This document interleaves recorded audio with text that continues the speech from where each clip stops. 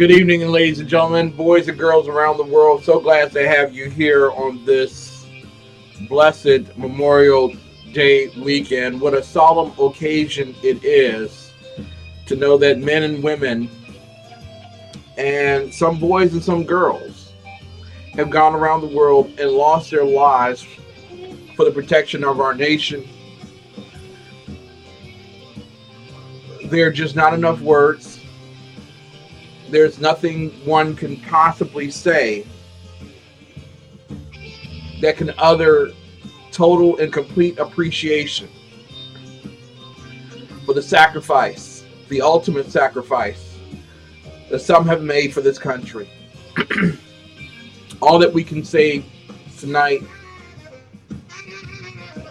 is that we're ever so thankful for the blood spilled, for the sweat offered, and for the tears shed. We pray that no child, no man or woman is ever needed in such capacity again. But we certainly honor and appreciate and love each and every person, Confederate and Union, revolutionary to Afghanistan and Iraq, who has died for this country. May God bless them, and may God bless their families.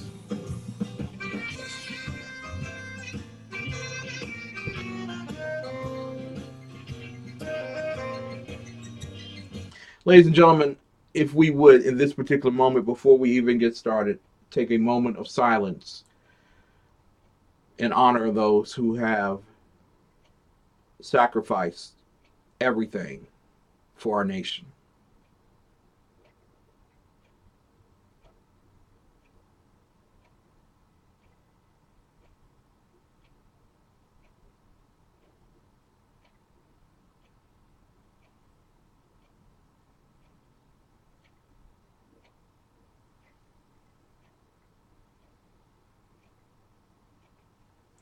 Ladies and gentlemen, I want to welcome you tonight to the Exceptional Conservative Show live from the nation's capital. We are not ashamed of the good news of conservatism, for it is the power of liberation, first to the Republican and then the socialist. We have a very special guest with us tonight. I've had the great pleasure of speaking with him a little earlier.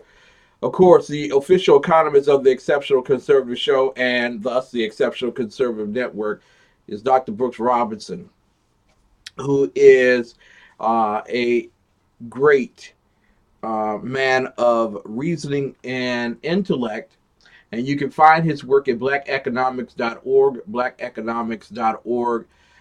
He has done a tremendous series on Black Americans in the media and economic perspective, and one of the things that we're going to talk about tonight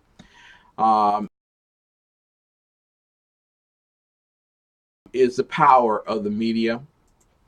And I want you all to know that while a lot of people are telling me, Ken, you need to stay right where you are, don't do anything, you're doing just fine, we're going to be all right.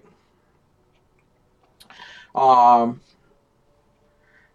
want you all to know that there is a power amongst us that we must subdue, and then we must, as tool, utilize to spread the good news. And so we'll be talking with Dr. Robinson in just a few moments. In fact, I want to thank Mary Brockman, my bouncer in chief, in here this evening. Love you, Mary. If you diss her, you diss me, you will be dismissed. Also, Deborah Blair Frazier, who is my assistant.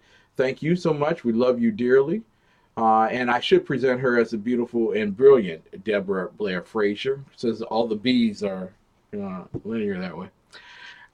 And so many others who are tuning in around the world via Ustream, Livestream, SHR Media, High Plains Pundit Media, and at 2 a.m. on Red Nation Rising. I hope that we have a wonderful conversation. Later on, we'll be talking with BZ, Sir Mark the Bloviating Zeppelin, and as well, we will be talking with Fritzi, who will be making a big announcement tonight. You don't want to miss. You don't. You just don't. Let us take a moment, pledge allegiance to the United States of America, and allow the kids to lead us as they should. Take it away, kiddies. It's very easy to do for those following along at home. Take your right hand, put it over your heart. Look at the American flag. There's a big one here for live stream. Some smaller ones behind me for Ustream. Kiddies, take it away.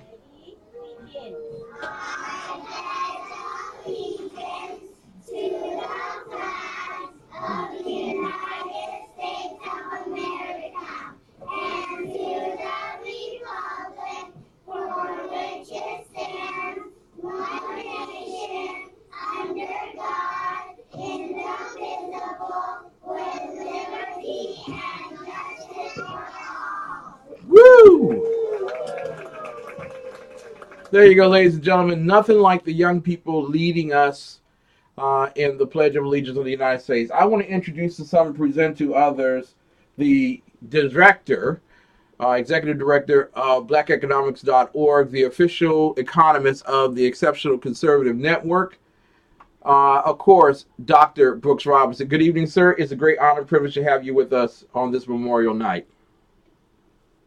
Likewise, Mr. Clinton. It's my pleasure to be here, and I look forward to, first of all, acknowledging the great day that it is, the recognition of those who have lost their lives in the course of duty, and of course, looking forward to the conversation tonight about the power of the media, Black Americans in the media, and the power of the media.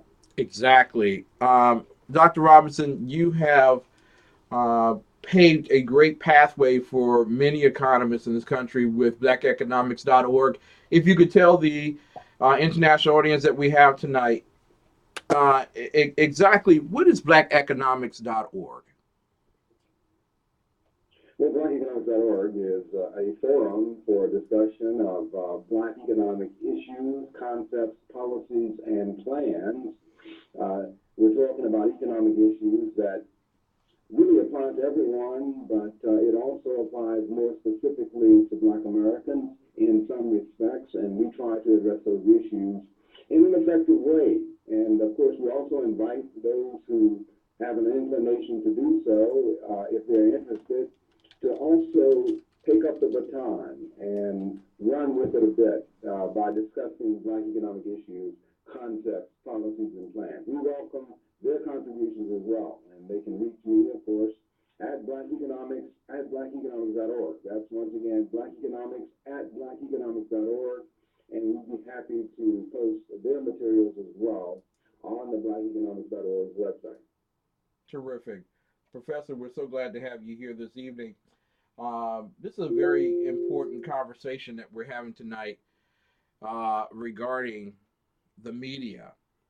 And a lot of people have this impression that every black person in America gets food stamps, is on welfare. And that's because the media is slightly lazy. They don't want to go outside of the major urban areas to actually do stories. And that presentation of ideal gives people false opinions on cultures and on individuals and on certain specific demographics in our culture. I want to ask you tonight, sir, in terms of strategy, what is the life strategy involved in media and media development? Well, I think you're starting from the right perspective when you ask the word, or you raise the point of strategy. Life is a strategic game. You have to make the right moves at the right time to be successful. And so this strategic game should be played to win. One should want to win the game. However one defines winning, one should want to win the game. And when you talk about winning the game from a media perspective, what you want are the most favorable images of yourself that one would like to find in the media, because the media is such a powerful influencer of opinions and thinking, subconsciously as well as consciously. And if we don't have the right images portrayed of us in the media, then we are destined to have difficulty in playing the strategic game effectively in order to win. Now, doctor, there's some that would say that, wait a minute, Ken, you're slightly over the top with that idea. We really do a lot of hard work to present a truth. Is there a difference for the American people what a truth is and what the truth is? Yeah, I think it is clear that there can be a difference. You know, basically, the American people think that when they watch a news program, they are receiving or obtaining the truth. But as we all know, truth is in the eye of the beholder, so to say, and that image, that perception, that story that one receives through the media, particularly through news, might not be the exact God-given truth. And so then you have to start asking the question, if it is not the truth, then what are the implications of the portrayal, the projection of stereotypes? Stereotypes is the key word. Yep. In the media. What are the implications of those stereotypes? Now, exactly. A lot of people say, well, what are you trying to say? I'm not a racist. I'm not trying to stereotype. I'm just presenting a truth.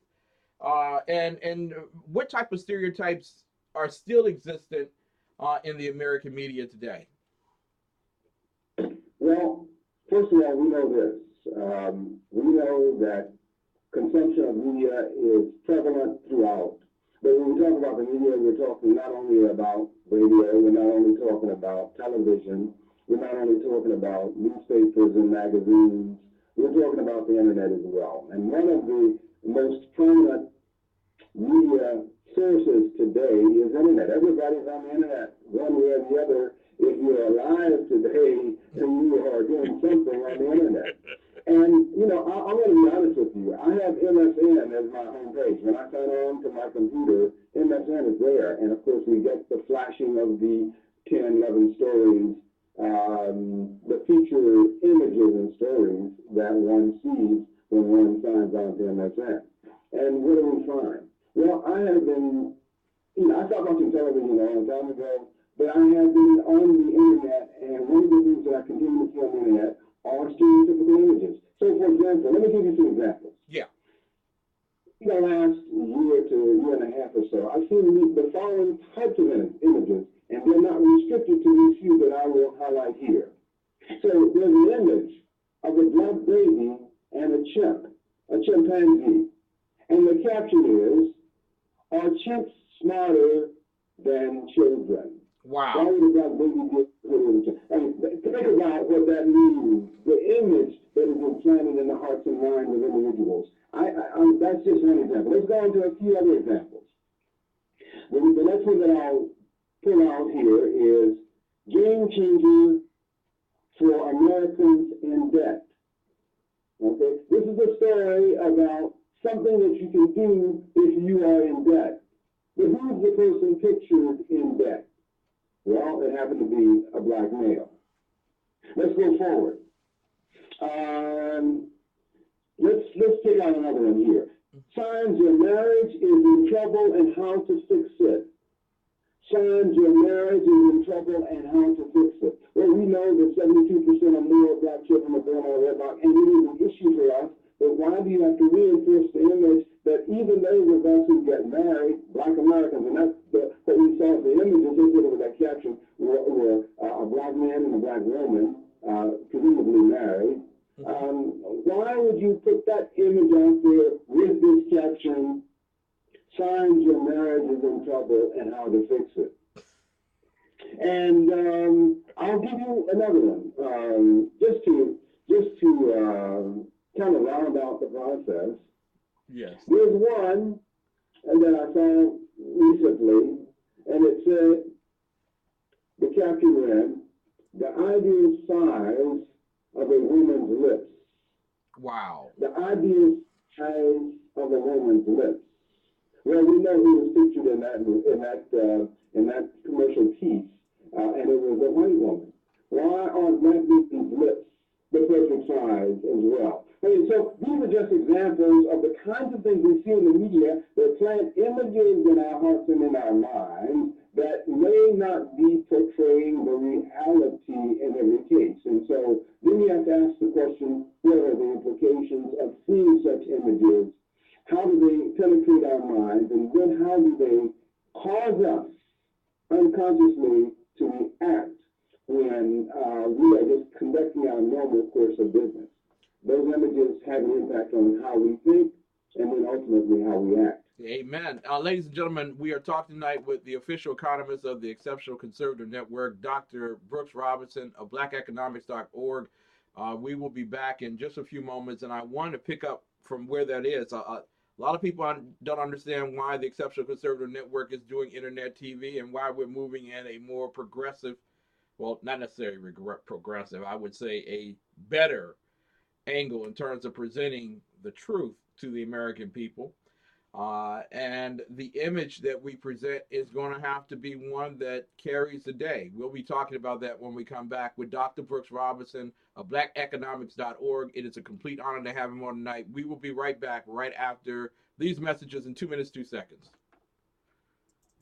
Now, Brownells, we know you may have only one shot to harvest that trophy, so we have thousands of accessories and replacement parts to improve your chances. We know how much you love to shoot, so our gunsmiths articles and videos will help you do more and get more out of your guns. We also value your hard work and money. That's why only Brownells backs up everything we sell with a 100% unconditional lifetime guarantee. Brownells, the world's largest supplier of firearm accessories and gunsmithing tools. The dream deferred is real. You've been waiting for the Exceptional Conservative Network, and now it's here. Go to theexceptionalconservativeshow.com. Tune in and get the best in urban conservative talk. Stop dreaming. It's real.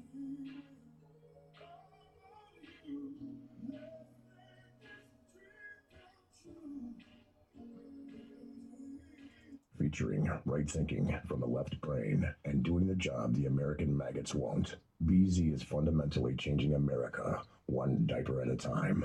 Just when safety pin manufacturers are running out of metal for the diapers of the leftists, where the speech is free, but the drinks are not.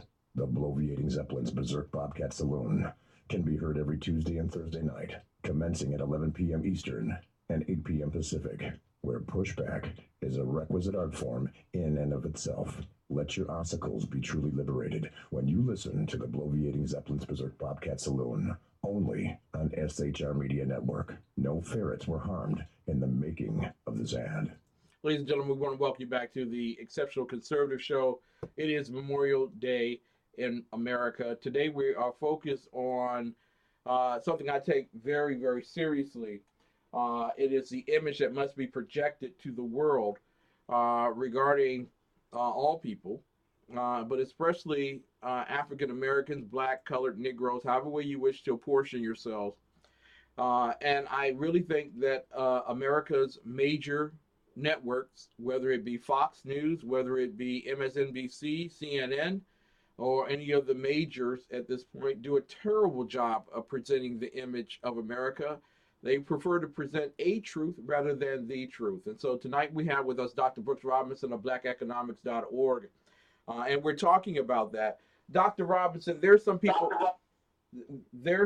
will sit back and say, Dr. Robinson, listen, I can appreciate your point of view, but listen, we're trying to present a colorless society. We're trying to present a society where anyone can fit into any of those particular things, negative and positive. And you all used to complain that we didn't have you on the air, that we didn't have you in certain capacities.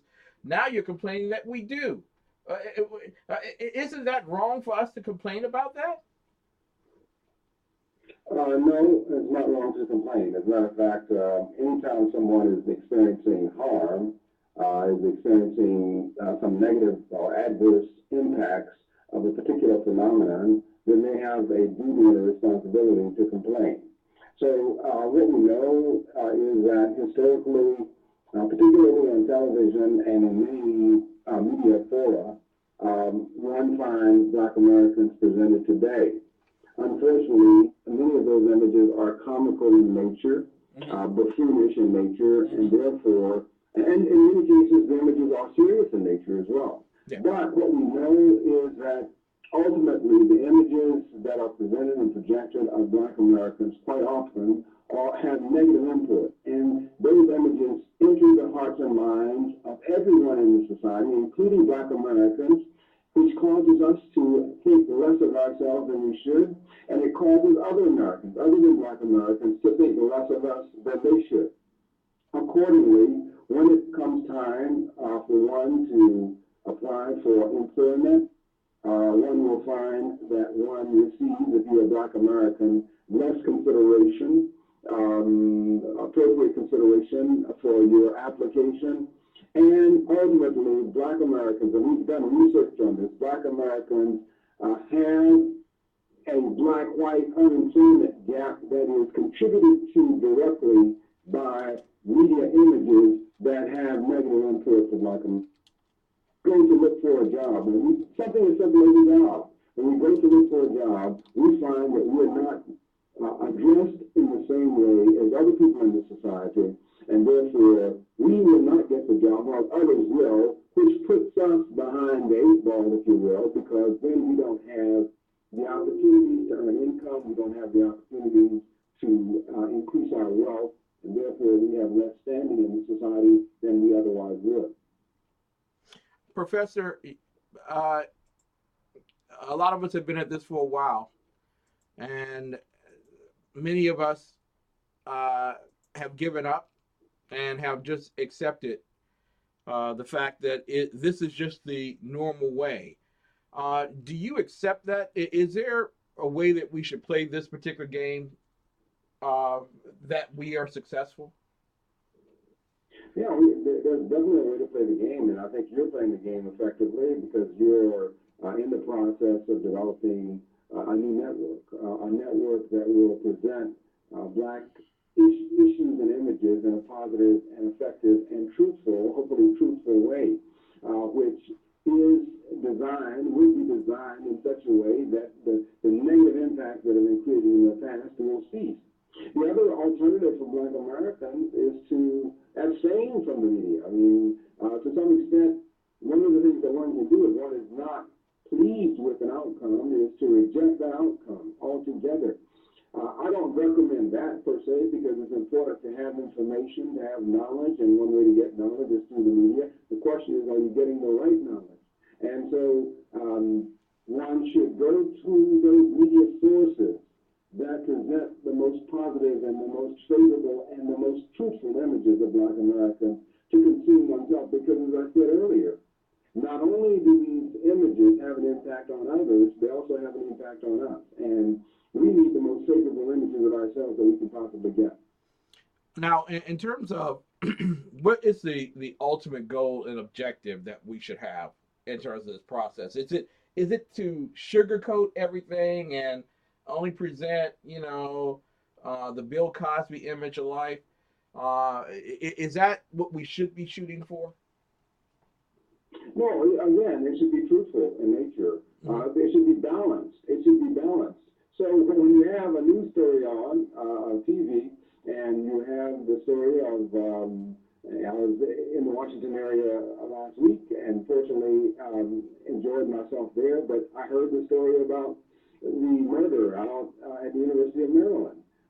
So you hear about that kind of image. That was an adverse image. That was an adverse outcome for Black Americans. But tell that story clearly and effectively. Tell it in a balanced way so that people understand that murders happen, but they happen across the spectrum. Yeah. So the murder is not necessarily only of blacks, but there are murders of whites. And we have to understand under the conditions, what conditions are whites murdered. So present both sets of images simultaneously so that the world has a clear and balanced picture, a balanced image of what is going on in the society. Exactly. Now, a lot of people are listening tonight, and they would say, "Well, pretty much, I'm basically trapped here. I mean, there's no way I could turn the TV on or listen to internet radio or anything. There's no fair imbalance. Are we trapped in that media matrix? It really is there no hope? No, there's hope. There's hope. Again, I think it's clear. One of the things you can do, as I said, is you can abstain. And Yeah. if you abstain, then you have to fill your time with some other activity, because time is going to elapse, and either you sit somewhere doing nothing, or you do something productive and effective. And so one can take the time that one normally spends consuming the media and spend that time filling one's mind with positive images and thinking through how to meet life's strategic game, the challenge of life's strategic game to win. So you must first of all have a goal of what you want to achieve. You must know what you want to achieve. What do you want to achieve? That's the first question. And then you systematically think through the process and determine what is the best method. In the meantime, you should fill your heart, your mind, your spirit with positive images of yourself, and you should only, if you can, you should only be associated with positive experiences to the extent that you can. And so if you're going to consume media, then you should go to those sources where the media is presenting positive, favorable, and balanced images of Black Americans, so that you know that you're receiving images that will not have a backlash for you later on in your subconscious thinking, and that same media will have a positive effect on your outcomes, because it's planting the right images in the minds of others as well. Exactly. Now, there are those who say that we are not represented, but symbolically, in the media. When you look on Fox News, maybe there are three or four African Americans on Fox News, the main channel. Ebony K. Williams worked for Fox News for 2 years without getting a paycheck before she, began to hit the high road there. You have Charles Payne, who's on Fox Business News, but there are not many others in Fox Business News. And then you look at all the other cable channels where CNN right now is being sued for not having as many African Americans on the listing here. Are we underrepresented in the media, or are we exactly represented in media today? Well, when you do the statistics, you will find quite often that there's underrepresentation and biased representation of Black Americans in the media. I've done studies in the past where I found underrepresentation of Black Americans in the media. Now, that might be changing. My studies are somewhat dated now. They go back to the early parts of the turn of the century, and even before, back in the 1990s, I performed some studies. But the point is, look, you have to decide in your own heart and mind whether the images that you're seeing on television and in the media more generally are images that represent you properly and effectively. And if you don't see those images being projected of you, then you should move away from those media sources and go to media sources that do represent you appropriately and effectively. Because the impact is dramatic. There are concepts called implicit association tests, IAT, and what psychologists, what scientists are finding is that the images that we see have impacts on how we behave, even on a subconscious level, which means that it is very important that the images that everyone sees are balanced and accurate images. And to the extent that those images are not being projected, then we as Black people receive the negative outcomes as a result of those images, those inappropriate images being projected of us. That's the bottom line. Whether it's represented proportionally or disproportionately, then what matters is what are the images saying, and then how are those images impacting the minds of those who receive those images, and then how does it affect their behavior? That's the bottom line. Now, Dr. Robinson, a lot of people would say, well, based on your opinion, that you're pretty tough. I mean, we hired at least one Black person. That should be representative enough. I mean, you're talking about abstaining if you don't be a part of this or whatever. But don't you black people have a responsibility to create and produce your own stuff if you're not satisfied with what we're trying to do? Absolutely. We should take up the gauntlet and we should run with it. We should develop our own media sources and that present the appropriate images. Unfortunately, in the past, certain networks that were developed didn't do a very good job of that. Even today, I complain about, or I complained recently in the past about BET and the images that BET presents. The Black Family Channel, which had more positive images, that channel went out of existence because our people, which the channel was designed, the network was designed to improve the images of Black Americans, our people do not support that network effectively. Yeah. And so it is critical that we create alternatives for ourselves and that we support those alternative media sources so that they can grow and thrive and prosper and play the dual role of sending to our own hearts and minds right, correct, balanced images of ourselves, but also sending similar images to the rest of the population so that we don't get the backlash from negative images and how they impact the behavior of others. As we're coming to the close of this great interview, thank you so much for being with us tonight, Dr. Robinson. Is there a way of winning this? A way of winning this where African Americans, Negro, colored blacks don't create superficial stereotypes of themselves, but also are able to present the truth uh, and be competitive in the marketplaces? Is there a guaranteed way for us to win? Yeah, it's difficult to do, but there's a way to win. Partly, when you look at the issue, you find that when you see an image of a black person on television or in the media, obviously it's a black person involved.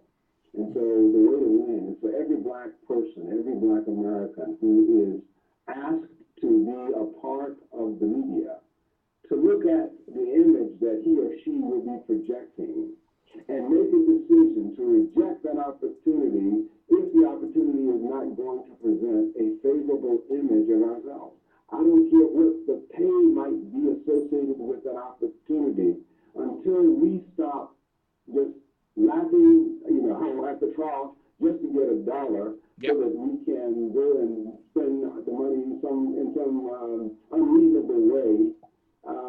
If we can't first take into consideration the impact that the images that we're projecting are having on ourselves and on others, until we do that, we're going to be at a loss. But if Black Americans will take the time to assess the images that they are portraying, participating in the process of portraying, and then reject those images that are not going to be favorable and balanced and truthful of us, then once we start doing that, then we can start turning the tables. Other side of that coin, as we already said, is for Black Americans to begin to produce their own images and project them into the atmosphere so that we can change the image that is observed of us in the media and the thinking that comes out of those images. We need to transform the whole process, and I think we can do it if we will simply focus our energies, become purposeful about it, and then begin to implement it. Well said, Dr. Robinson. I thank you so very much for being with us on this blessed Memorial Day weekend and talking with a matter that I considered probably the most poignant in my life, and that's the presentation of truth rather than a presentation of a truth. And we thank you so much for your work at blackeconomics.org. We wish you to have a very, very good evening, sir.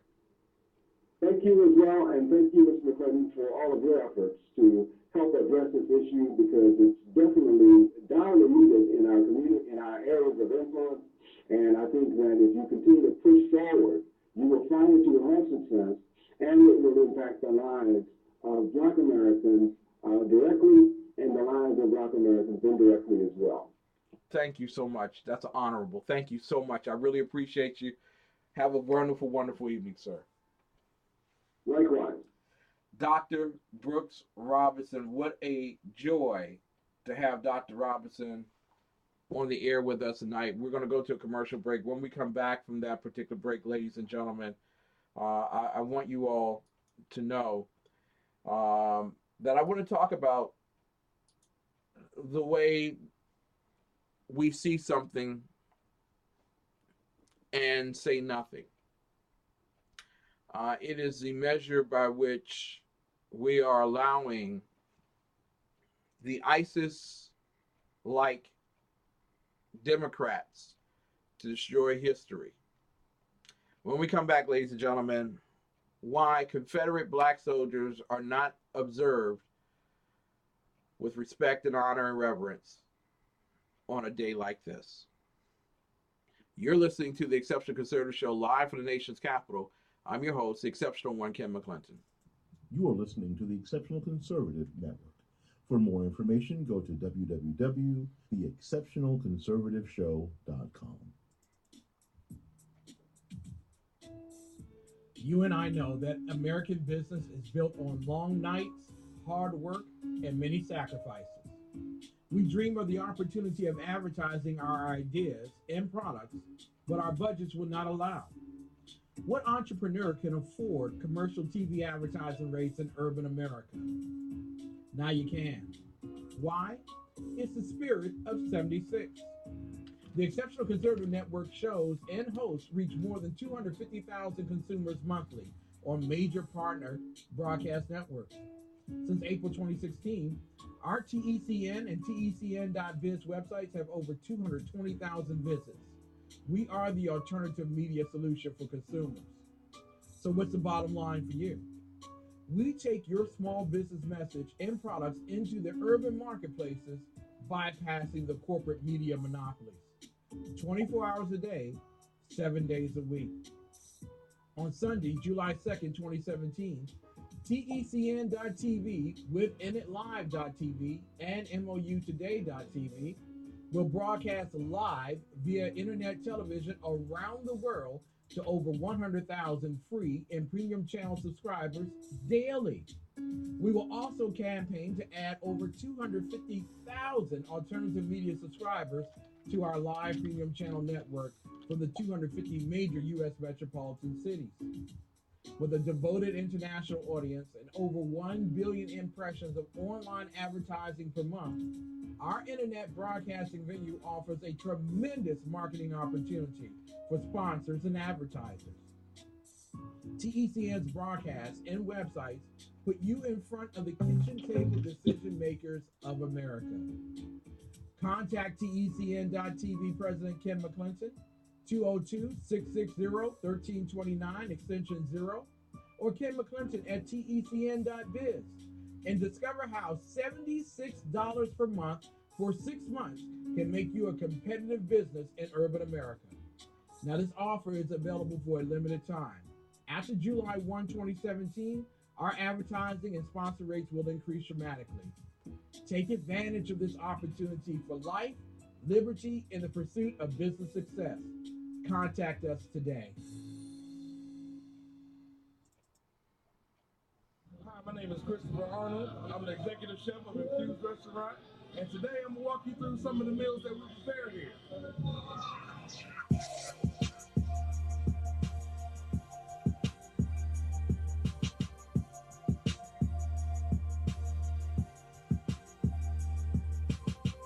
We're making a pizza. We use fresh Italian sausage that we cook here and slice it up.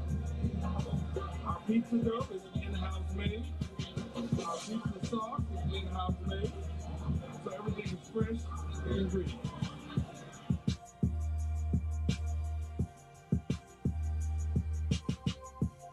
This is our Thai curry chicken. The sauce is made with coconut milk and a Thai red curry. It is juicy chicken thighs as well as some mixed vegetables, served with jasmine rice and pita bread. So now we're going to prepare our famous blackened tilapia and grits, our fish and grits on the menu.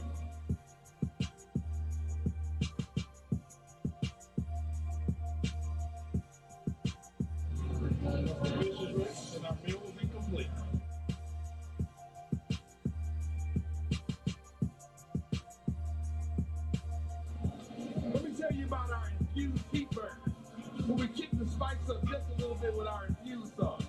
We start off with 80/20 USDA round chuck ham patty burgers, like half a pound of burger, and we're gonna grill it to perfection. After I flip the burger, we add the sauce and let it cook on into the meat just a little bit.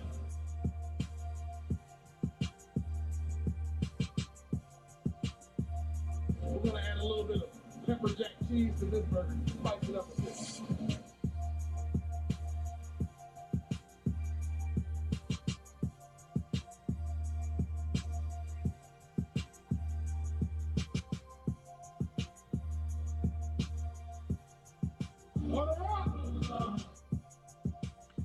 Ladies and gentlemen, 6339 Allentown Road is the place to be. It is the best food in Washington, D.C., without a shadow of a doubt. I have garnered much weight eating there. But my wife has it because she eats the veggie stuff that they do, and that's wonderful. But if you want a great meal, whether it's breakfast, lunch, or dinner, or a great atmosphere for partying and sports, 6339 Allentown Road is the place to be. It is Infused Restaurant. Derek and Christine Williams do a wonderful job with that restaurant, and we encourage you to eat there as often as you possibly can. Ladies and gentlemen, today is Memorial Day in America. And on this day, whether you believe the story of the Daughters of Illinois honoring veterans who had died in war, or the Daughters of South Carolina who honored those who died in war, the truth of the matter is that individually Americans have been honoring the dead for the longest time. Those who have gone off to war, those who have died in naval battle, those who have died in air battles for the protection of our nation, whether it be World War I and II, Korea, Vietnam, uh, you name it, the War of 1812, the Civil War, the Revolutionary War. We've been honoring the dead. But we have reached a point in America where it is no longer gauche for us to honor certain dead. You see, during the 1950s, uh, law was passed to make certain that Confederate soldiers, as well as Union soldiers from the Civil War, would be honored equally and lost.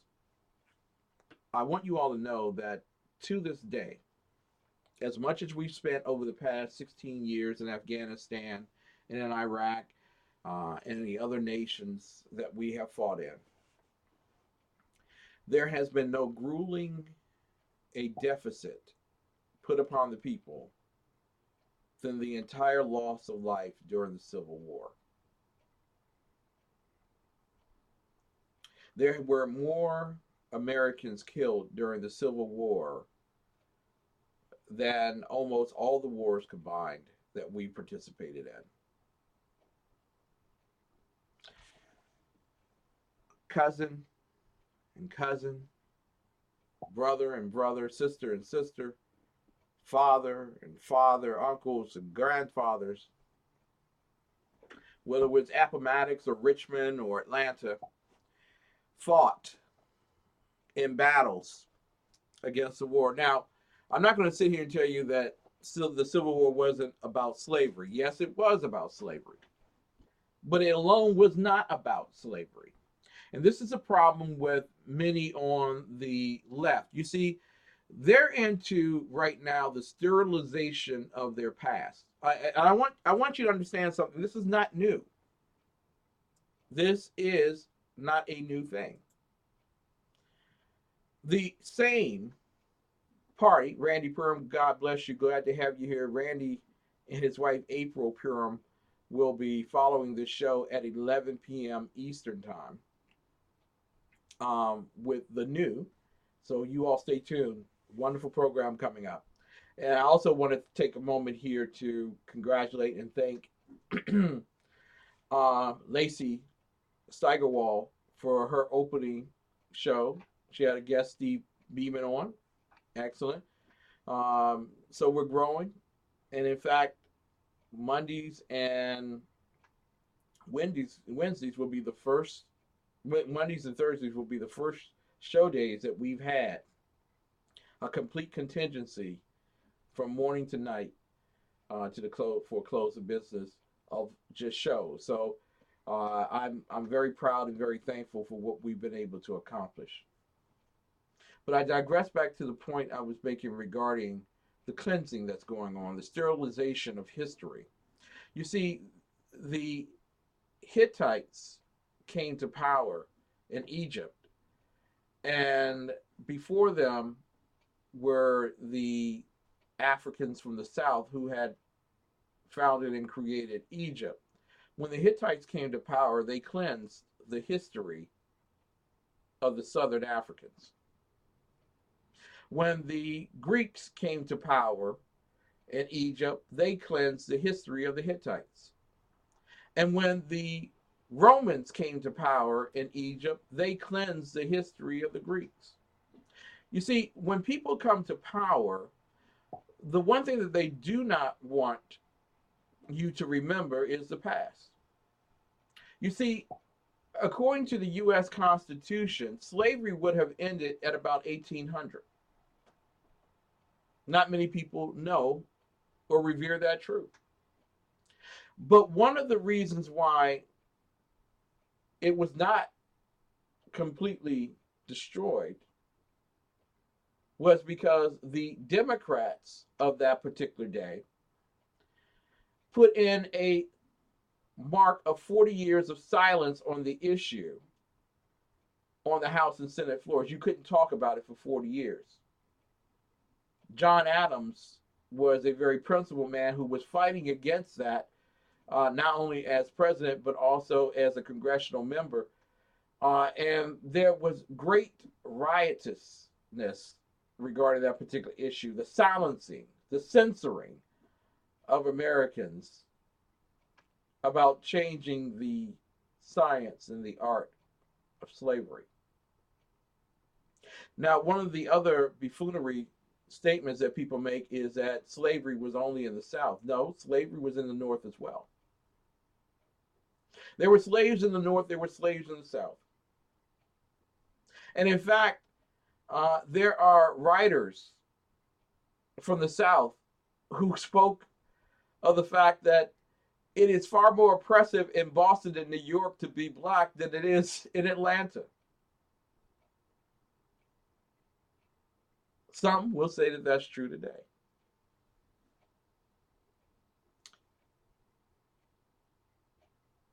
And right around 1865, when it became all prescient that Lincoln was being elected and that there would be no hope for a conscientious effort to go back to the Constitution and change it, there was a decision to drop all conversation on the issue and to go to war. Now, I want you to understand something.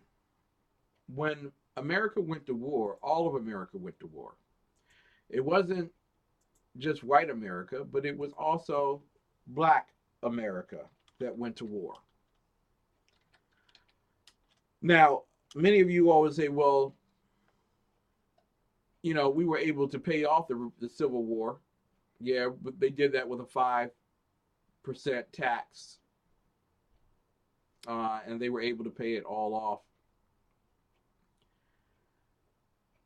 But I want you to understand that in the Civil War, nearly 850,000 men and women died.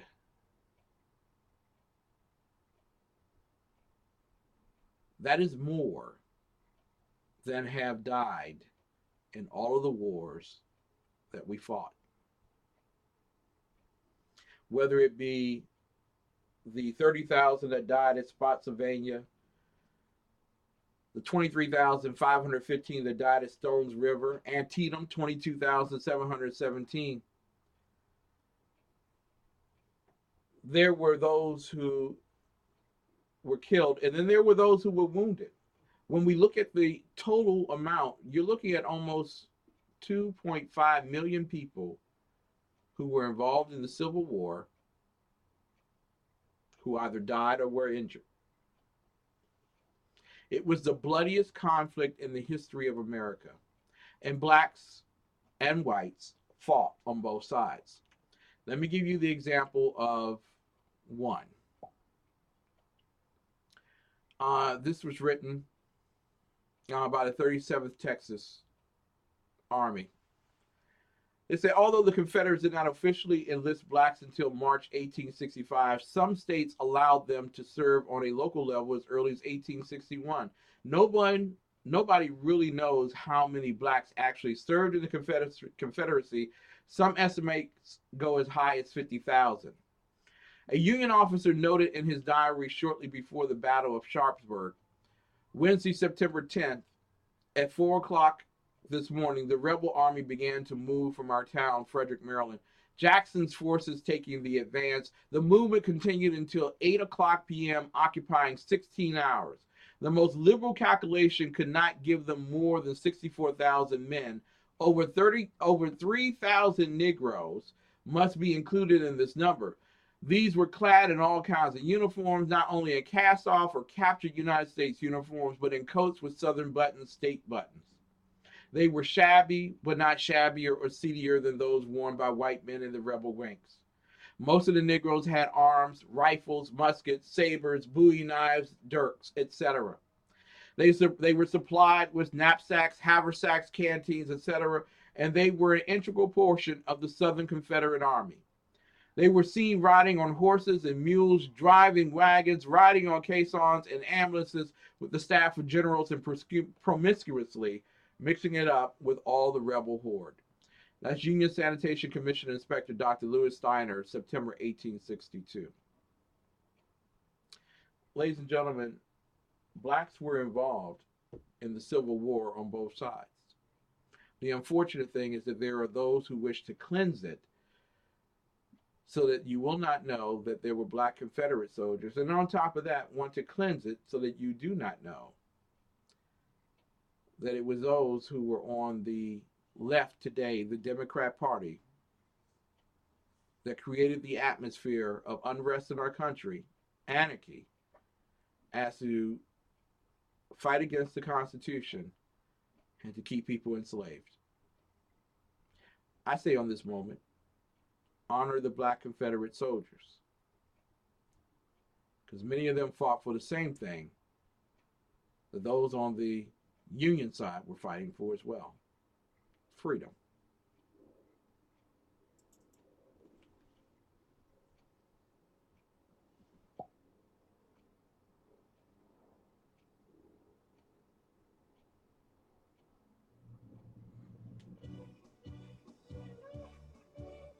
Hello, this is Leslie Ann Stouffer with The Real Clear Israel.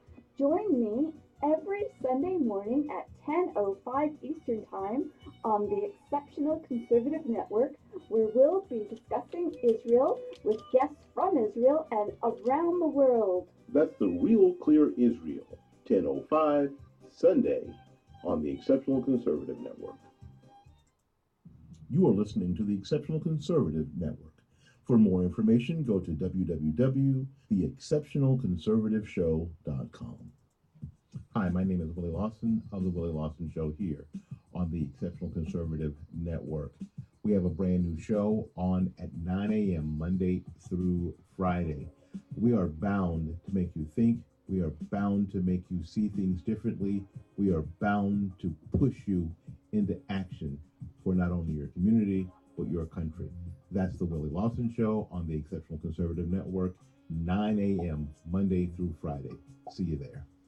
Ladies and gentlemen, I want to thank you so much for being with us tonight. And this is the second half of the Exceptional Conservative Show live from Nation's Capital. I'm so unhappy that I was unable to depart by saying goodbye to the people at Red Nation Rising.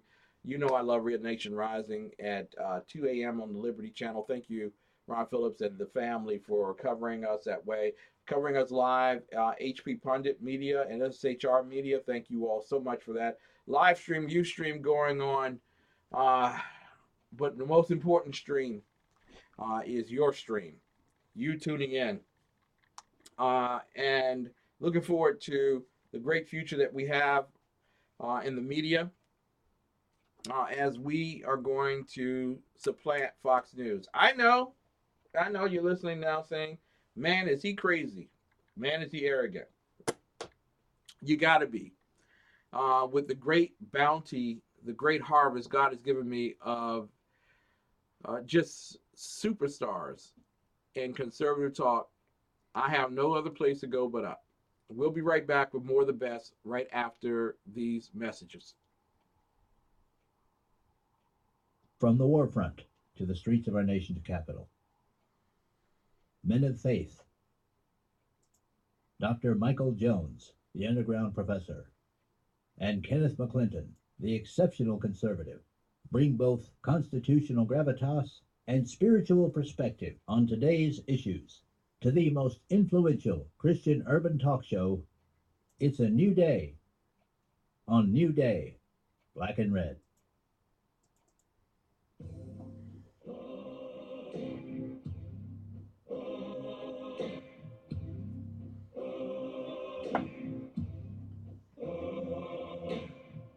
I'm Ken McClinton, chairman of the Exceptional Conservative Network. Never has the cry for economic liberty been more resounding in urban America than on Election Day 2016. It's the economy. All real change begins with the American entrepreneur. Socialism did not work. Progressivism stole the wealth of individuals and families. You voted for something different, real change. But what does real change look and sound like?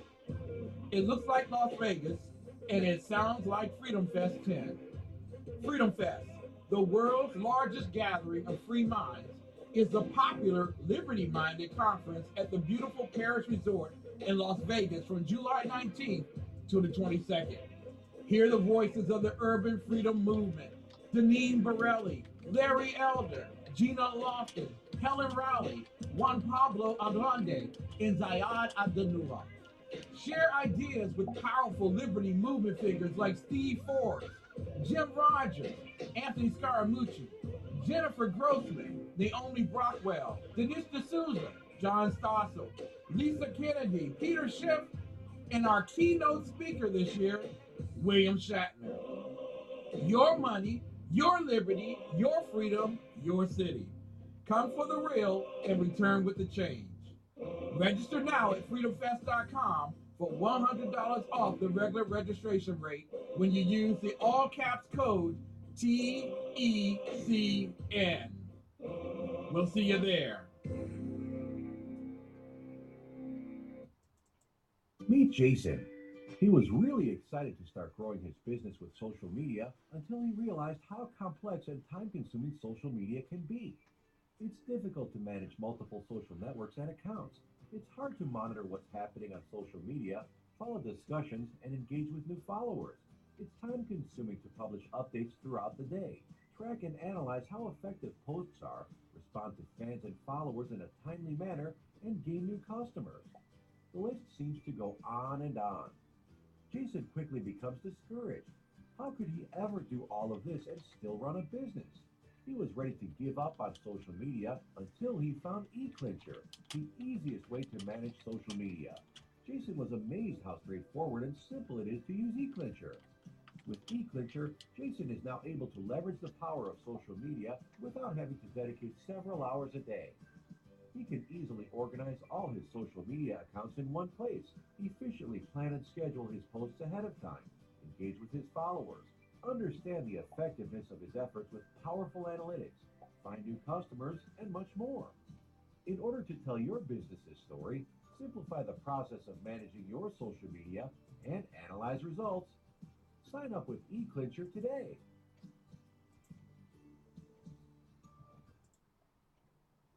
Hi, my name is Christopher Arnold.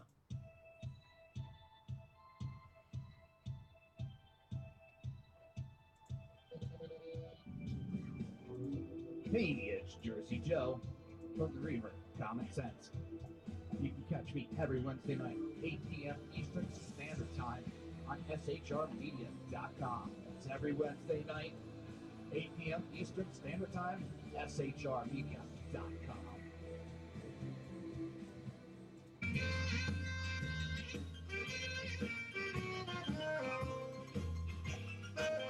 Mm.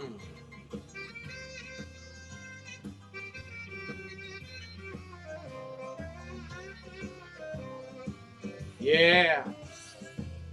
Are you in need of a bomb? Are you in need of heavy artillery? Ladies and gentlemen, I want you to know there are two brothers from Minneapolis that can hook you up. 27-year-old Abdullah Afnini, Afnafahi, and 26-year-old Majid Arafani. They were arrested on May 11th in North Minneapolis. Abdullah is being held in the Hennepin County Jail. His brother Majid has been released and is facing minor charges. Why were these brothers of the Middle East arrested? Was it racial injustice because they're Islamic and because there's some old white man who just hates Islam? It's got to be that, right? Well, no. No.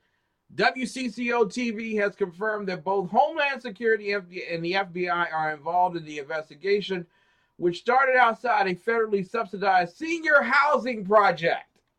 That's right. You want some hardcore terrorists? You got to go to the senior housing projects of Minneapolis. What? You know what's up.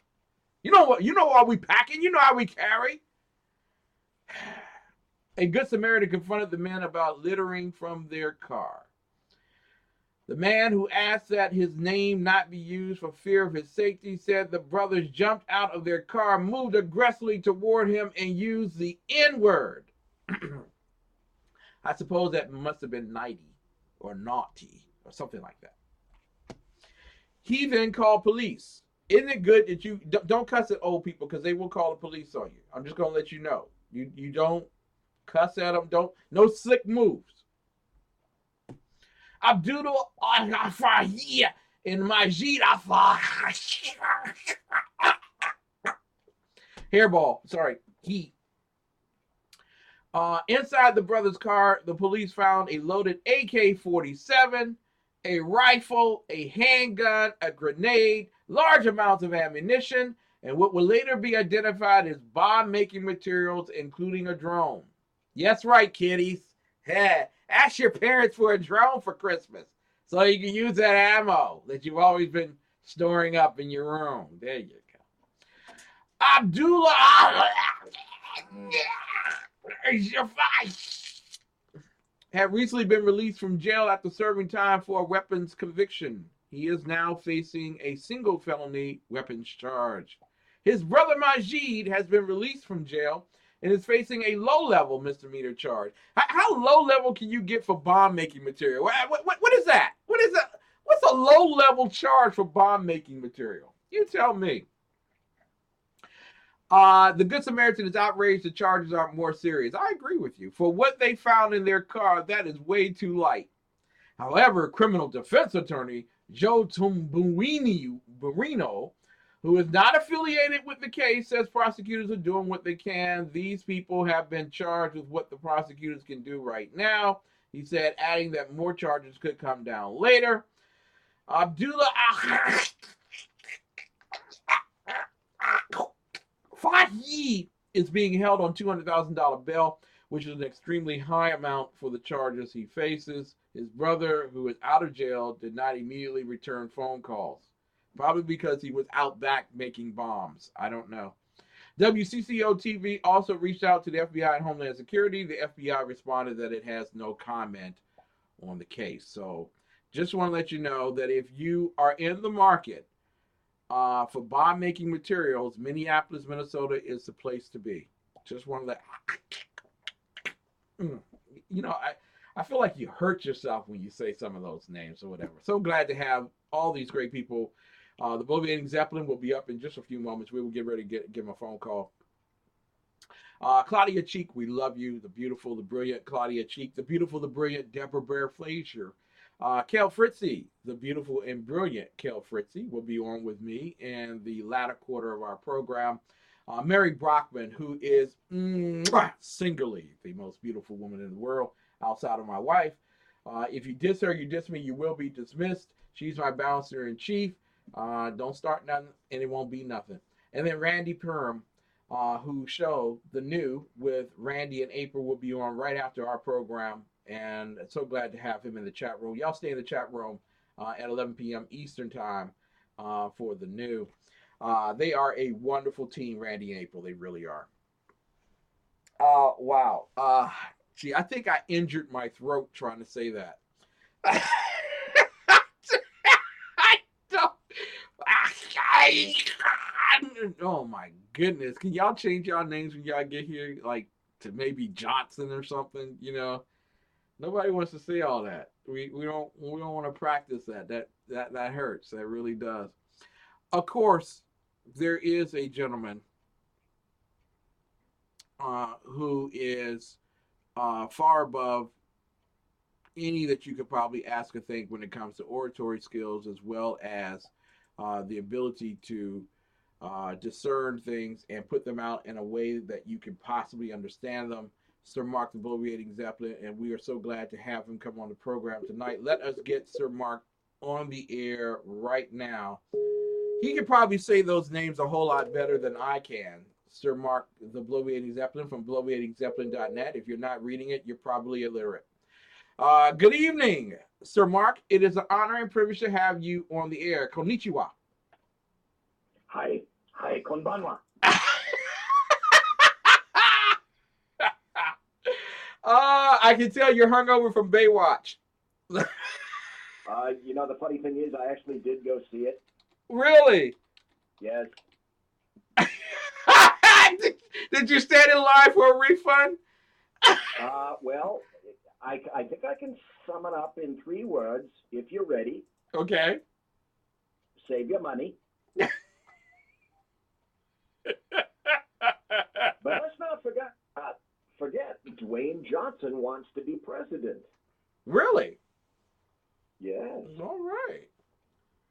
Well, he's got a great future ahead of him. He's already. He certainly does. He's already. He'll be the first 6'5", completely tatted president that we've had. He will set a first. There you go. He has all the skills necessary to be a politician. He's an actor. Certainly. There you go.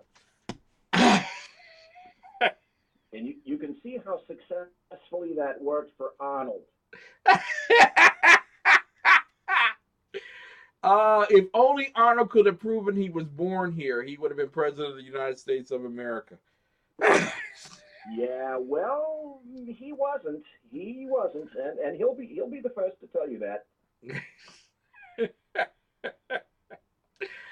Bloviating Zeppelin, it is a great privilege and honor to have you on the air. I turn to you in great wisdom and an authority on how to pronunciate Muslim names. Hopefully I did well in that last segment. Well, pronouncing a Muslim name to you is the equivalent of pronouncing to me in French. Because there's no nicer name that I absolutely love to slaughter than Emmanuel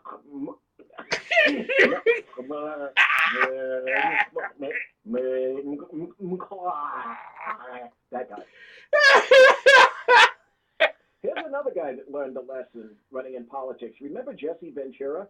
Yes. Yes, I do. Yeah, he kind of got his arse handed back to him, too. Although he was in just about as good shape then as The Rock is now. Oh, my God. I am just waiting for the Hulk to run wild as he runs for the U.S. Senate. Lou Ferrigno, oddly enough, is still in damn good shape. Yes, he is. He can't hear for crap, but he's in really good shape. That's a monster. In comparison to Lou Ferrigno, to Arnold Schwarzenegger, who used to joke at her being tiny. Yeah. Look who's tiny now, buddy. Look who's tiny now. That's true. On the other hand, look who's had a heart attack and look who hasn't. Oh, and look who lost their wife and gave her up for a maid, and look who hasn't. Oh, that's right. That's right. Apparently, I got to turn you up a bit. There we go. Thank you, Mary. Mary Brockman is my boss in chief here. She makes certain I'm looking good at all times. Listen, Mark, you have done a wonderful job at bloviatingzeppelin.net. And before we go to the break, I want to give you the opportunity in the next 2 minutes. You have a great remembrance here called A Letter to My Father from Memorial Day. And I just want you to set that up. But when we come back from the break, I want you to talk about that in great detail. There's not a lot that I really have to say about it other than this. I think it's best read rather than me trying to extol whatever virtues may be inherent in it. When my father first passed away in 2009, he was 88 years old. I can clearly remember him saying, you know, if I just live longer than my father, that's all I want to do. And if I live longer than my father, I'll be a happy man. I can distinctly remember him saying that. His father died at the age of 80 in the backyard, clutched his chest, and fell over in the grass in the backyard at the age of 80. And he did so in Dallas, Texas. My brother was born in Minnesota. My father was born in Minnesota, but then they traveled to Texas, and he considered himself a full Texan. After my father passed away, my brother was executor. But my brother lives in San Diego, so I was tasked with going through a lot of my father's things. In one of them, I found a sort of a metal strong box from the 20s, and it said, of all things, Tutti Frutti Cash Box. Oddly enough, the key was directly in the lock. I opened up the lock, and there was an envelope, and it had no zip code on it to a return address. And once I saw no zip code, I knew that there was something semi-historic in it. I opened the letter, and that's what you see on my blog. When we come back from the break, we will be talking with Sir Mark the Bloviating Zeppelin and a wonderful letter. In fact, I want you to just read it. I don't want to interview you. I don't want to talk.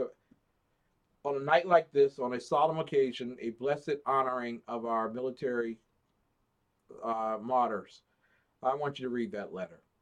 Ladies and gentlemen, you're listening to the Exceptional Conservative Show live from the nation's capital. We'll be right back. 2 minutes, 2 seconds. Hi there, America. It's Lacey Steigerwald, aka The Raven, and I'm hosting the new show On the Fence, where we discuss perspective above all the noise. Join us Monday, Wednesday, and Friday, 4 to 6 Eastern, 3 to 5 Central Time for my Central fans. In the first half, we have expert guests who are not only extraordinary Americans, they are ordinary Americans, just like you and me, who want the best for their hometowns and communities at large. Guests like Steve Beeman, financial guru and philanthropist, will join us on Monday. Tuesday, modern-day knight in shining armor Cliff Soseman will be with us to tell us all about honor and courage and commitment. Yes, these are real things. And Friday, none other than Trump advisor and member of the Trump transition team, Richard Manning, who heads up Americans for Limited Government. He will be with us to explain the importance of NAFTA. And in the second half, it's just deep tissue analysis. Join us. You won't want to miss it. On the Fence with your host, Lacey Steigerwald. Good morning. I'm Michael Wright. And I'm Shannon Wright. Okay, folks, that's not how it goes. I think I'm Shannon and you're so. Michael. Yeah. Okay. We are The Right Way with Shannon and Mike. Join us from 7 to 9 a.m. Eastern Time. Live on SHR Media. And on TECN. Where we'll be talking about all kinds of things. From sports and politics. The food and entertainment. To money. Family. And anything else in between. Community, holidays, all kinds of things. It'll be great. Join us from 7 to 9 a.m. Eastern Time. Hi, my name is Willie Lawson of the Willie Lawson Show here on the Exceptional Conservative Network. We have a brand new show on at 9 a.m. Monday through Friday. We are bound to make you think. We are bound to make you see things differently. We are bound to push you into action for not only your community, but your country. That's the Willie Lawson Show on the Exceptional Conservative Network, 9 a.m. Monday through Friday. See you there. Ladies and gentlemen, I want to welcome you back. It's a lot of military personnel who took their final dances at a juke joint before going up Hamburger Hill. Um, want to honor those tonight who paid the ultimate price for America, who gave their very lives for America, none other than our military personnel, airmen, seamen, soldiers, merchant Marines, who paid the ultimate price that we might maintain our culture and our society and our Constitution. Some of them didn't go overseas for any of that. Some of them were promised to be able to go around the world and have a good time. But they still went. And only 2% of Americans, 2 to 3% of all Americans ever qualify to be in the military anyway. Those are the best of the best of the brightest. And we thank God for their service to our nation and what they were willing to do to make sure that we remained a nation. Tonight we have with us Sir Mark the Bloviating Zeppelin, who has added a piece of history to Memorial Day, Memorial Day 2017 at bloviatingzeppelin.net. You can easily read it. I want you all to read it, in fact, and pass it on to others. It is a Dear Son letter. Sir Mark, if you would proceed in reading. Ken, I'm not trying to shoot your show or nail you in the back. Sure you are. I wish I could read that letter, but I don't think I could get through it. Yeah. I'd probably have to read that letter cold about 4 or 5 times over and over and over to get to the point where I could repeat it on the air and not embarrass either you or me. Exactly. And I don't want to do that to people. Okay, well, to me, it's still personal. I can tell you a story about him. Yes. But if I were to read that letter specifically at this point, especially on this day, I don't think I could get through it. It's choking me up just to mention reading that letter. I can tell you some stories. I can tell you some things about the 8th Air Force that he flew for. I wish I could honor your request. No. If you asked me a week from now to do that, I could do it. Mm-hmm. Hey, listen, I understand, and I respect you the way you respected me on your show, talking about my daughter. So I understand completely, and I understand solemnly. And I just want to thank your father and his father for their service to our country, and as well you, and the capacity that you served our country as well. I can tell you about his father. I can tell you some about him. I can tell you about some of the things that he did that are just inside my brain. My dad's name was Verto. Yes. Which I always thought was one strange name, Verto. Who names the kid Verto? But that's what my great-grandparents named my grandfather on my dad's side. He fought in World War I. He went over to France in World War I. He started his career as a bugler in World War I. I mean, if we want to go back even further, I have people on the Johns side of the Zeppelins, and Carl Johns fought in the Civil War for the Blue, and subsequently lost his life fighting in the Civil War. So me pay reparations? No, I'm sorry, that's not going to happen. I've already given up blood. Yeah. in the Civil War. Mm-hmm. Verto fought in World War One. He was a bugler. He played in a band. And then once he set foot on French soil, the bugle was snatched from his hand and a rifle was instead replaced with it. He came back from the war. He married my mother. Her name was Kathleen. I still have pictures of her. They had, my father, they had three brothers. They had three sons, I should say. Mm-hmm. My father was born in 1920. Then we come up to 1939, Hitler invading Poland. We go to December 7th, 1941. We go to Pearl Harbor. All three of the Zeppelins signed up for services.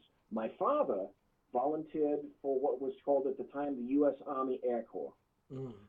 His older brother, Bill, volunteered for the Navy, and then Jim went into the Army. So they had all three services covered, and all of them, for example, Bill went down on the Yorktown. He survived that aircraft carrier having sunk underneath him.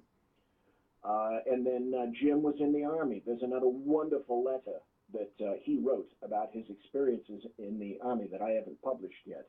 Mm-hmm. My dad came back. He ended up taking primary flight school, what they call Pri-Fly in Fresno, California. He got his license, his pilot's license for World War II. I still have it on my desk right now. It's right in front of me. He got sent across the pond to the 8th Air Force. They trained him up. He flew B-17s in World War II. He hit his 25 missions at the time. One of the planes that he flew was called, Is This Trip Really Necessary? He flew all of his missions, came back across the pond, and because it's the U.S. Army Air Corps, and he'd just come back from completing all of his missions in B-17Gs, the U.S. Army Air Corps, in its infinite wisdom, decided that they were going to make him an instructor pilot in B-17Gs, because that's only the logical thing to do, correct? Mm-hmm. Mm-hmm. Right. Oh, okay, I'm sorry, I just lied. That's not what they did. They decided that they were going to make him an instructor pilot in the B-25 Mitchell, which is a two-engine smaller bomber made by North American. When he was doing that, he flew out of Mesa Air Force Base in Rancho Cordova, just outside Sacramento. That's where he met my mother. And so after making all of his missions, he came back, did his missions. He was assigned to Roswell, New Mexico in 46.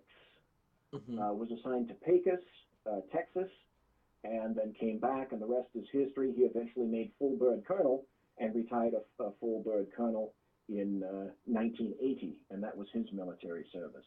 Wow. Wow. What a tremendous honor it is to know your family through your recitations of their lives.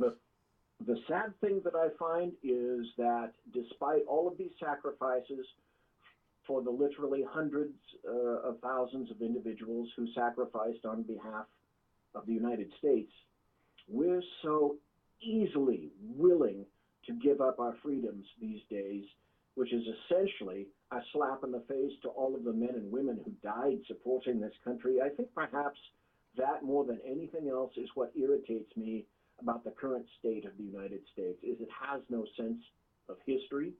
It possesses what I call historical Alzheimer's, nor is it particularly interested in learning that history or recognizing the discipline and the sacrifice that the greatest generation has. And for those people who still serve today, the numbers are dwindling by the year. You know, a lot of people don't remember and can't remember because it's not being taught in the schools at this particular juncture, but cannot remember D-Day,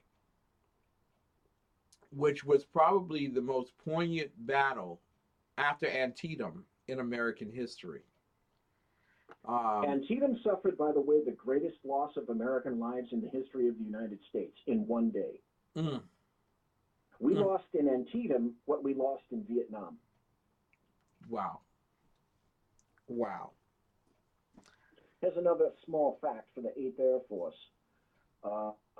When all the statistics were finally compiled, three of every four aircraft that flew for the 8th were shot down. Mm.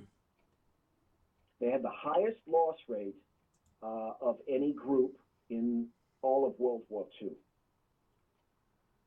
And when you think of that when you make the comparison to the Tuskegee Airmen, that just tells you the level of exceptionalism of flight in that war, and as well the drudgery of the participation of others in that particular war.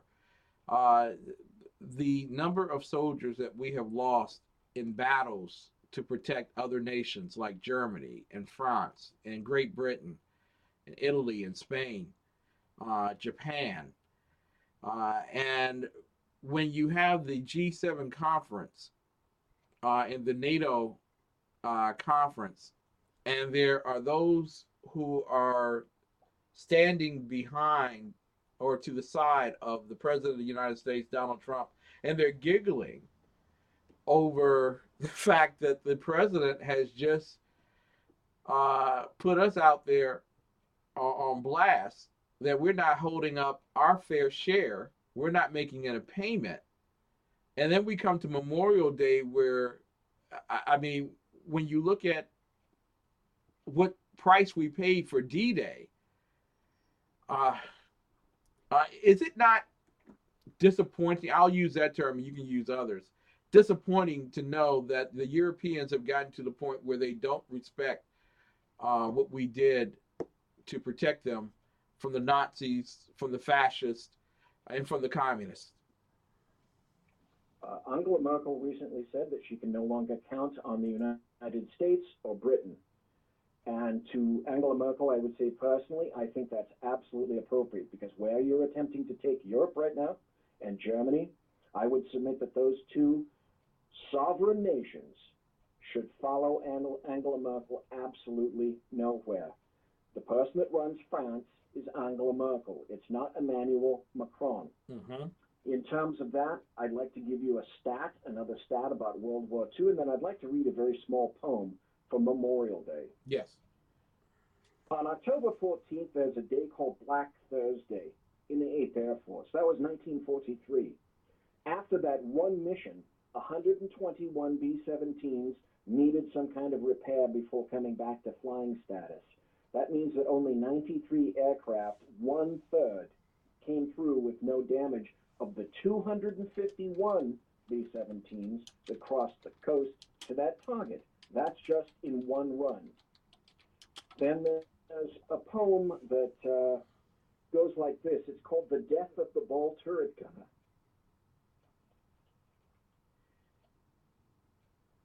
Damn, I'm having a hard time even reading this. I know. From my mother's sleep, I fell into the stake. And I hunched in my belly until my wet fur froze. 6 miles from Earth, loosed upon its dream of life. I woke to black flak and the nightmare fighters. When I died, they washed me out of the turret with a hose.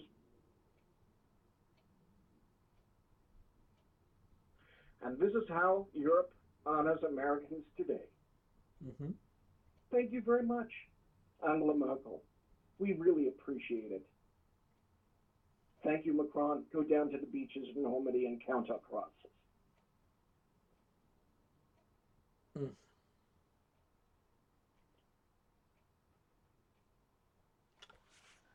Damn, I didn't mean to go there. It needed to. 5% of our listening audience is from Great Britain. There are many who tune in every night from Nuremberg, Germany, and from Florence, Italy. Every night to the Exceptional Conservative Show and the shows on our network. And sometimes we're the only ones who are able to touch them from America in this particular way. You're not going to hear this on CNN. You're not going to hear this on MSNBC, and you probably won't even hear it on Fox News. But the course that has been set by France, by Germany, by Italy is a course for the eventual third war of freedom in Europe, the Third World War. And I want you to know that the Germans have, or the Gauls of old, have allowed the invaders to come upon their borders within, and they have turned their backs on a nation that helped them become the Germany of this day. When the tyrannists destroyed Europe in World War II, there was something called the Marshall Plan that helped them get themselves back on their feet and to restore them. And when you think, and Sir Mark's not the only one tonight with tears in his eyes from the return of the President of the United States, when you think of what they did to the President of the United States at the NATO event, the North Atlantic Treaty Organization, an organization that if it were not for the blood, the sweat of the tears of those who came ashore at D-Day, of those in North Africa during World War II, in Japan, if it was not for the blood of the soldier from Iowa, the soldier from Georgia, the soldier from Texas, the soldier from Minnesota and Oregon, and California, and Hawaii, and Alaska, if it were not for those men, where would Europe be?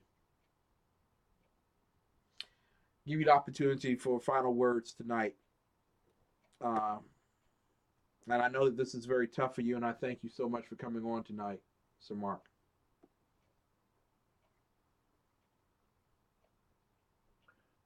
My final words would be to the point where I don't have any words.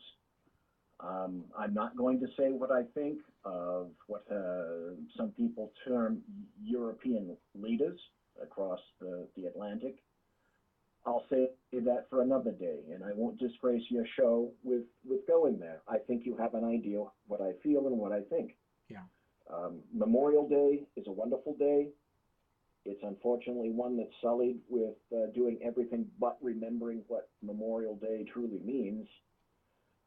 Again, the thing that I find so terribly disappointing and almost dispassionate is the lack of understanding of what it really means, and the fact that Americans, certainly Europeans, but sadly more each year, Americans have no concept of what it really means to sacrifice. We have a smattering of people that come back from having served in the military. We're different, we're conservatives, but trust me when I tell you that leftists, Democrats, progressives, etc., if they even know one person who served in the military, that's unique for them. Yeah. They have no interest.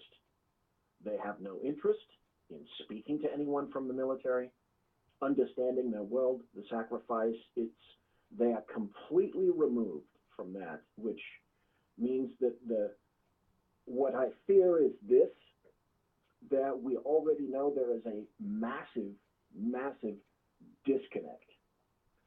I fear that disconnect is getting even larger when you cannot begin to realize what your forebearers have done in terms of sacrifice for the nation that you currently, on which you plant your feet.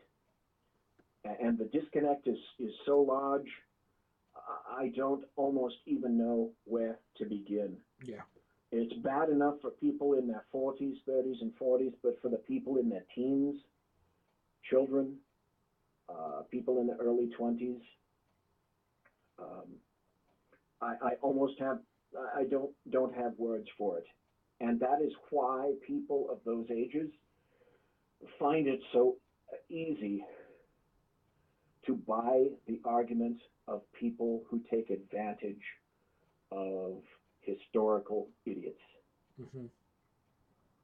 You know, what is it that Santayana said? Those that do not remember history are doomed to relive it. Yeah. Again and again. It can be nothing but a vicious cycle that keeps on going. That's the saddest thing about Memorial Day. You know, I didn't have a barbecue today. yeah, neither did I. And while others, I'm not discounting. If others wish to, that's fine. But this is a solemn day, and it needs to be remembered in solemnness. I just want to say this, and I'll let you go. I think you uniquely pointed on something, and you're on third base, and I'm going to knock it home for you. Um, I think that we are both watching the beginnings of a impending civil war, as well as an impending third world war at the same time, which would be rather unique in the United States of America. And while I know a lot of people are sitting back saying, "Hey, Ken, you're being really over the top tonight," I'm not. When you don't remember what Antietam was, and you disdain black Confederate soldiers in terms of a purging and cleansing of your history, and you don't remember what D-Day was, and you don't remember what 1992 meant in terms of Iraq, and what 2017 means for Afghanistan, when you don't remember these things, and then you laugh because there are others who are laughing at your president, we are doomed to face two of the most critical military crises in American history. Um, it's all being set up in just a fashion, and hopefully, with God's divine providence, we don't have to go that particular route. Sir Mark, thank you so much for being on with us tonight, and God bless you and your family service to our nation. Thank you very much, Ken. Thank you for having me on your show. You take care, sir. You too. Ladies and gentlemen, when we come back, Kel Fritzi.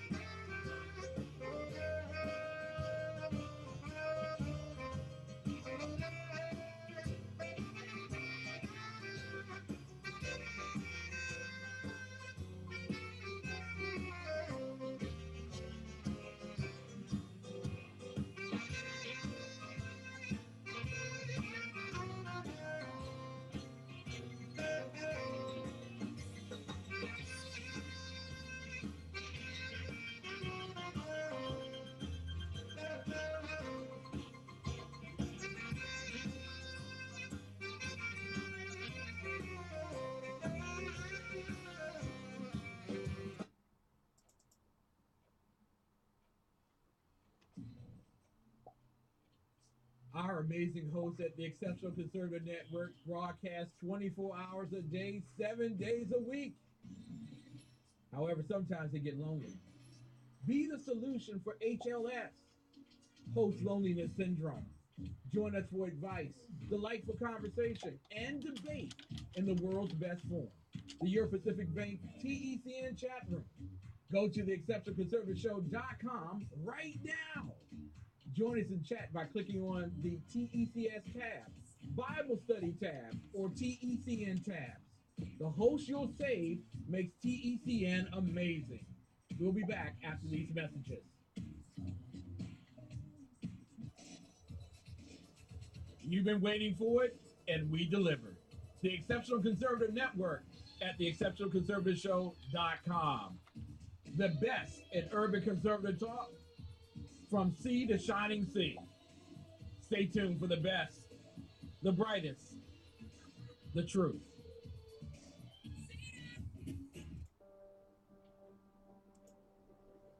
From day's first light till night's last glimmer, your satisfaction is our responsibility. On the range or in the field of duty, you can rely on Brownell's lifetime guaranteed gun parts, tools, and supplies. Anytime, any place. It's how we've done business since 1939. Brownell's. It's a love story like no other. From God's heart to yours. And for 30 years, it's been at the heart of every book, Bible, CD, gift, and resource from ChristianBook.com. Over 500,000 products, always at the very best value. ChristianBook.com. Everything Christian, because it's our story too. Ladies and gentlemen, boys and girls, I want to welcome you back to the Exceptional Conservative Show, live from the nation's capital. We are not ashamed of the good news of conservatism, for it is the power of liberation, first to the Republican and then to the socialists. I want to draw attention to some very, very good news. And I am ever so thankful for the opportunity to do this with you tonight. I came upon her many years ago when she was at Blog Talk Radio. And I've always enjoyed her and always thought of her as one. Hello, Ken. Hello, how you doing, Red Fox? Better known as Kel Fritzi. I've always thought of Kel Fritzi as one of the world's best producers. I don't think there is a moment that she sleeps, although many people have said the same thing about me. And I just want to introduce to some and present to others Miss Kel Fritzi, our Red Fox blogger, and one of the most beautiful redheads in the world. Good evening, ma'am. It's a pleasure to have you on my program this evening. It's an honor and a pleasure to join you, Ken. Thank you so very, very much. Thank you so much. I am so glad to have you here. I am very happy.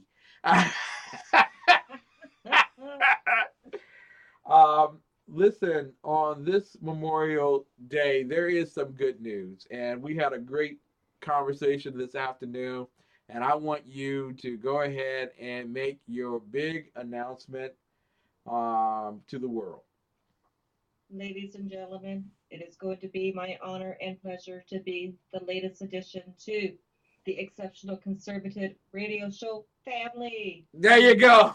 To me, Tuesdays and Thursdays afternoons, and I will also be producing for the illustrious Ron Edwards. There you go. Tremendous, absolutely tremendous news to end on this particular evening. Producing Ron Edwards' show and also doing your own show, RFB, on Mondays and Thursdays at 2 o'clock, 2:05. Why did you choose to become a part of the Exceptional Conservative Network? Because I love you, Ken. I love you too. I truly do.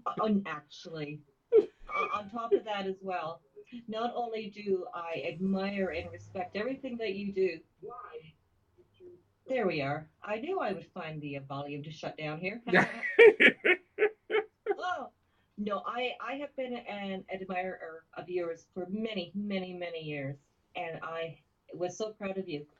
When I met you, I was so proud of you when you started TECN. And I am honored that you would even consider having little old me join your illustrious network. The honor is all mine for sure. And yeah, I think that you have a really good team going on. You have honest reportage. You have people with integrity. And you are a person whom I respect deeply. And I think that I'm going to be wearing my TECN ball cap much more proudly if I don't do so already. Now, there's a history behind that TECN hat. Can you tell everybody what that history is? Oh no, do I have to? Tell everybody.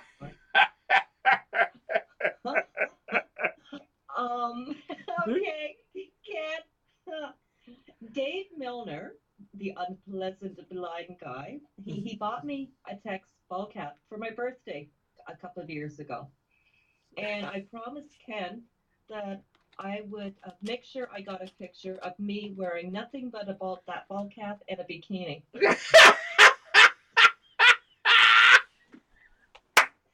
And I never delivered, Ken. You- I can't believe you remember that. You know, all the guys around the locker room are waiting for that pick. You know what I'm saying? Now, you're in a long history of true, and this is why I adore you. I sincerely adore you. You're in a long line of patriots, and you're in Toronto, Ontario, Canada. And Right. you know my endeavor is to make this a universal 24/7 network of conservatives, capitalists, Christians, constitutionalists, and those who aspire for personal sovereignty. You've been on the battle lines. I mean, and battle tested, and you're fighting. But I was just uniquely taken aback with your question of would I want you do I want to have Kel Fritzi on my network talking about Islam? Really? Yes. What's happening in Canada with Islam? If you could tell everyone. Our illustrious Prime Minister, I try not to say his name in the same sentence, but his name is Justin Trudeau.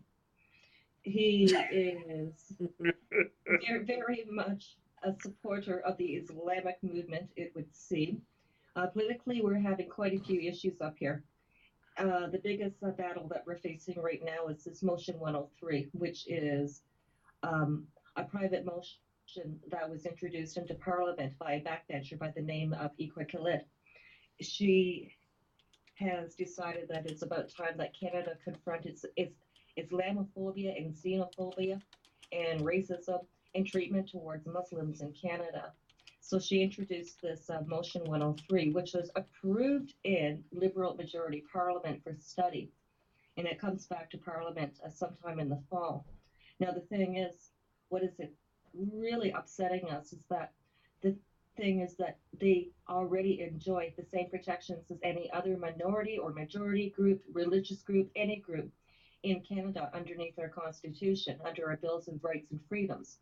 And so this Motion 103, we see it as nothing more than just a slap in the face to the average Canadian, the true Canadians, and it is just yet another move. It is a move. I'm going to make up a word here, I think, but usurpership on that on behalf of the Prime Minister of Canada to push the Islamic agenda in Canada. He's also not taking care of the northern border, and there are a lot of migrants that are leaving the United States because they fear Donald Trump and this so-called Muslim ban that he has instituted, which is not a Muslim ban, ladies and gentlemen. It's a moratorium on failed states granting visas to people coming in from failed states in the Middle East. For example, people, do you really want to allow people to enter your beautiful country with a passport that was approved by Islamic State? No, I don't think so. But all the same, these migrants, they're terrified of Donald Trump, and so they're escaping the brutal Trump United States. They're coming into Canada, and they are bypassing the Third Safe Country Agreement. And the Third Safe Country Agreement, well, we didn't really think this through, folks. That kind of worked only if people were passing through recognized ports of entry, like airports and borders at the highway borders, things like that. We didn't really anticipate that they could bypass the Third Safe Country Agreement, literally bypass it by crossing through the wilderness. Yay! Yay! But listen, most Americans want to thank Canada and Iman Trudeau for There you go. for Well, he's taken the Shahada. that's what I'm saying. You might as well go the whole route, man. Get the whole outfit. But Uh, Thanks to you all being so welcome. Everybody who came through us from Mexico and from Central America has headed to Canada, and they're not coming back. So they're they're there. They're there to stay. Good luck with that. Well, Justin Trudeau did tweet out that on behalf of all Canadians, we welcome you. I can just see it now though. The warm weather is coming. I can see it now somewhere in Dearborn, Michigan. Well, Dearborn, Michigan, I think that's pretty safe because that's already an established Islamic area. Dearborn is dead. Dearborn But is dead. I can just see a family of migrants in Minnesota, and dad is turning to the kids and saying, "Pack your bags, we're going camping." Canada, we love you. We love you. Canada always looks so good from Detroit. Canada is very, very, very good to you. And to all of the persons in the legislature in Minnesota that voted against genitalia mutilation. Genital mutilation. Yeah. You need to go to Canada too. Listen. We welcome all sorts. Oh, I think that by now people have figured out I'm not really politically correct, so which automatically qualifies you for the Exceptional Conservative Network. And I'm going to tell you right now, this is one of my greatest joys. Willie Lawson coming on board with the Exceptional Conservative Network was a great achievement on my part. But having you, Kel, as well is also a tremendous achievement. And I want to thank you so much for yielding and saying yes, but also producing Ron Edwards show on Friday mornings, and just being someone that I can count on as we expand our global network. And as I've gone over the cutoff time for my commercial break, don't get on me. Oh no, like I say, the honor is all mine, and I hope to bring to the table something that people can walk away from and learn from. I bring a sense of humor, but I bring honesty and integrity, and I believe that we have to have sober debate on the issues that are happening in the United States and Canada, the United Kingdom, Australia, in the West in general, globally. We have to have honest discussion. Exactly. And I'm proud that you have trusted me to do so on your network, Kat. Well, we have to have that because someday Germany will revert to itself, and will have to call upon us again to save them. And it looks like Canada is headed that way as well. So but I love. No. See, you just found me out. See, I'm just sucking up. Because I know I'm going to need you guys. We know it. Canada is going to need the United States again. So, yep. I'm Ferdinand for the. Well, you are for the Lollipop Club. You are always safe at TECN. Don't worry about a thing. I love you, Kel. I look forward to talking with you real soon, and thank you so much for taking on the battle of being a great patriot. You make us all proud. You make our nation great, and you make TECN much better than it ever was. I love you dearly. Thank you very much. Kel Fritzi, leaving blog. Well, one of her shows, leaving Blog Talk Radio, is RFB, Red Fox Blogger. Will be coming to TECN SHR. She will also be coming on board to TECN TV, the premium channel. So, ladies and gentlemen, I'm excited. She's going to be the producer for Ron Edwards. He's going to be a guide and a help to me. And we're going to fight back against Imam Trudeau and Imam Obama and the rest of the progressive ilk that seek to destroy our nation. Listen, I want you all to do me a tremendous favor. Stay here at SHR Media and get ready for one of America's best new shows. In fact, it's new, with Randy and April at 11:05 p.m. For all of you who are following along and tracking with us, I want to say to you, God bless America. Now it's time for America to bless God. We'll be back tomorrow night. Peace.